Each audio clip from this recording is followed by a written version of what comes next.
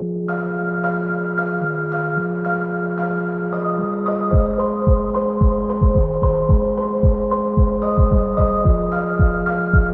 my gosh, who else is freaking out that we are like this close to the freaking finale? Hey guys, and welcome back to Kelly TV. Like, I'm nervous, I'm excited, I'm sad, so many emotions. So I love the shout out that PLL author Sarah Shepard got. Well, maybe it wasn't really a shout out, it was more like a cameo that she had at the beginning of last night's episode. Did you catch that? Because I thought that was pretty cool and well deserved. So Leslie is back, and as many of you expected, she is trouble, and she's not there to help the girls at all. So she basically throws them under the bus, especially Hannah, and just makes them all look awful, and it doesn't help them at all, as we find out at the end of the episode. Allison is super worried that bad things are going to happen to her in the trial, and she definitely has a right to be. She thinks that someone was watching and listening to her on the playground on Thanksgiving Day when she was waiting for Cyrus, because there's a piece of fabric that's going to play into all of this. Take a look at this here. She didn't realize this at the time, but it's going to be totally connected a little bit later in the episode. Leslie also made Mike look really bad, and he is not happy about it, so he decides what he needs to do is talk to the police. But Arya is like, oh my gosh, if you do that, you're totally going to end up in jail. That's a bad idea. So Toby is getting super frustrated with the police force because he is totally the errand boy, grabbing lattes and making copies. And Tanner promises him that, you know, he's just like everyone else. But it is kind of like he's being punished. Isn't that what you guys think?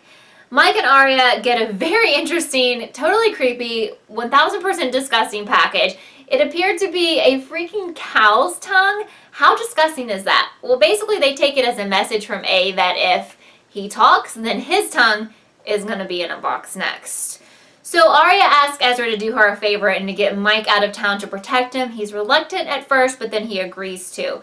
Spencer and Emily go exploring at that playground. They're trying to find out some info of who hangs out there, who might have been the person to see Allie. Andrew is still at like a level 12 creep, and I really can't determine at this point, is he a red herring or not? And a lot of you are like telling me he is part of the De Laurentiis family. Some of you think he's on the A team, some of you think he is A. I don't think he's A, but I think a lot of that stuff is just being thrown around so that we do not take a look at who we should really be looking at. So some random girl shows up at school, and a lot of you have pointed out that she looks like Maya. Her name is Kendra. Probably not a coincidence that she kind of looks like Maya. Is she in Maya's family? Well, we don't know yet, but what we do know is that she has that fabric, that same fabric that I told you to look at the playground. It's in her backpack. So she gets really crazy and really defensive because she thinks that Arya's mom told a secret about her. I'm starting to get some like shady vibes again about the parents in this series, so I'm like, what is up with you, Miss Montgomery? So Mrs. M finally breaks down and tells Arya that Kendra's secret was that she was out partying around Thanksgiving. She did some drugs. They made her go crazy, and she went to hide out at a playground until she could, like, you know, calm down and get over the drugs. Well, I don't know. That just doesn't make sense to me. There's got to be more to this story. What do you think is Kendra's story? Why was she put in the show? What's going on here? It's not like a surface level story. There has to be way more to it.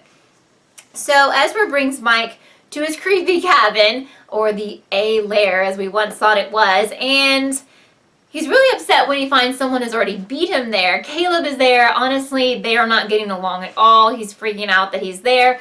The reason Caleb is there is because he wants Mike to talk. He wants to take him back to the police so he talks. He thinks that everyone should tell the truth. Which, yeah, I mean, that's kind of a good idea, except obviously the police station and the police force are crooked, and when you tell the truth, no one really believes you anyway, and then you end up in jail. So, I don't know. But Ezra's like, no, that's like the last thing that we should do. So Allie and Hannah went to study that paper, the paper that was found in Mona's mirror in last episode, but they can't get any time alone. So Allie figures out the only way that they can do that is to get themselves into the infirmary. So here's where the gross stuff happens. Allie burns herself in the laundry room, and then the most disgusting part of the episode was when she slams Hannah's hand in the dryer door, and literally, guys, did that not like hurt you to watch it? Because it made me like cringe and cry on the inside. So this was all interrupted because Allie's lawyer confiscates that note, just like the teacher always does, like in homeroom. The funny thing is about that note, if you look at it closely, you see Maya's name and also A. So it's not just the little message, which a lot of you have found anagrams is an anagram. It was more than that on this piece of paper. So Mike has had enough. He actually decides to run away himself from Ezra's cabin, which Mike, that was a really, really stupid idea. You'll find out about that later. And Arya's mom actually somehow convinces Kendra to go meet with Spencer and Emily and the lawyer, but none of this works out because the lawyer feels like she's useless and no one's going to believe a story of someone who was basically high. So, I don't know, she's like the worst lawyer ever because I think they could have totally used some testimony from Kendra. Anyway, here's something that happened in the episode that I totally did not see coming, and that was the Spoby reunion. So happy for Toby that he is sticking up for himself and saying he's not going to let the police force treat him that way, and that, you know what, he cares more about Spencer than he does that silly job. So you go, Toby, you go. So Mike is literally being hunted like he is an animal in the forest. Now first he's pepper sprayed, and the next thing you know he's tied to a post and someone's shooting like arrows at him. I mean, it's completely crazy. I feel terrible for him, but he probably should have stayed where he was and not taken out on his own. Allie is taking the stand in her trial, and at first it's going okay because her lawyer tries to prove that an injury she'd had as a child, which never properly healed, would make it impossible for her to have the strength to throw Mona around like we saw in that hidden home video. Well, can we all agree that Tanner is pretty much useless? I mean, Ezra and Caleb decide to go report Mike's crime to her, and she's basically like saying all these things where she's like, well, you didn't do this, or you need to do this, which basically it's like, you know what, I can't help you. What kind of police force is this, Rosewood? I mean, this is absolutely ridiculous. So I thought things were going well in the Allie trial, but then the prosecution starts talking about archery. Now this is where I start forming theories, because why did we just see someone hunting Mike down with a bow and arrow in the woods, and then we're in the courtroom talking about how Allie's really good at archery, but the problem is when she's asked about being good at archery, she doesn't even remember participating in archery. She was so good that she got an award. And you know what? Allie's had a lot of trouble remembering things since we found out she's alive. Like, she didn't even know her way around the school. So that's why I think, even though Marlene has said this won't happen, that they may go with the books and the fact that Allie has a twin who's evil. And perhaps it was Allie's twin who was out in the woods hunting Mike, and Allie's twin who used to go to school and knew her way around. Because there's a lot of different examples of things that she just doesn't remember, the Allie that we see now, but that some Allie went through. So that's just my thought. My other thought on this is that Mike is a strong guy. We know because we've seen him work out and he has a lot of nice muscles. So I'm not sure who can take him on and tie him to a pole. Or maybe they have help. That's my other thought about that. So we find out that Andrew, though, is an award-winning scout. Now, I feel like they threw this info out there to make us suspect that it was him. Also, because conveniently, he wasn't able to answer his phone when all this was going down with Mike. And I just think it's a little too convenient. I think it's a red herring, and I think they're throwing us off the trail of the person who's actually behind all of this. Well, not a shocker at all that Allie was found guilty. What was a shocker was when they arrested all of the girls.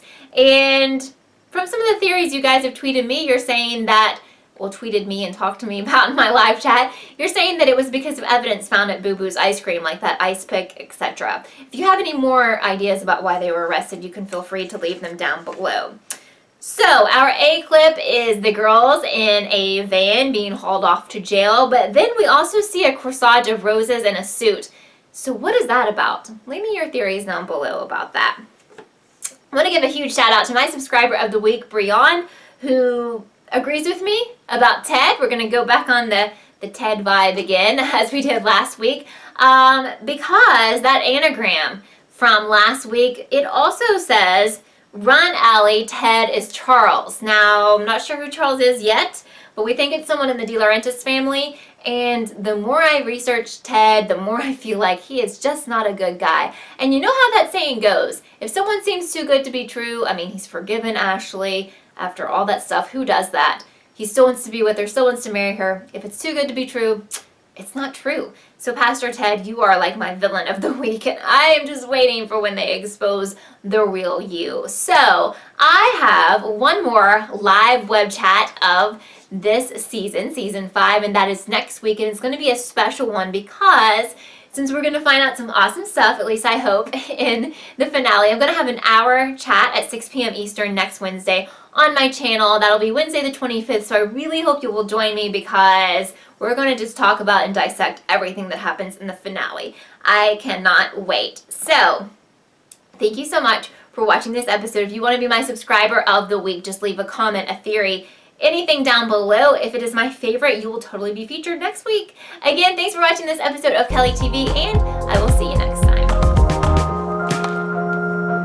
Cola with a burnt out taste. I'm the one you tell your fears to.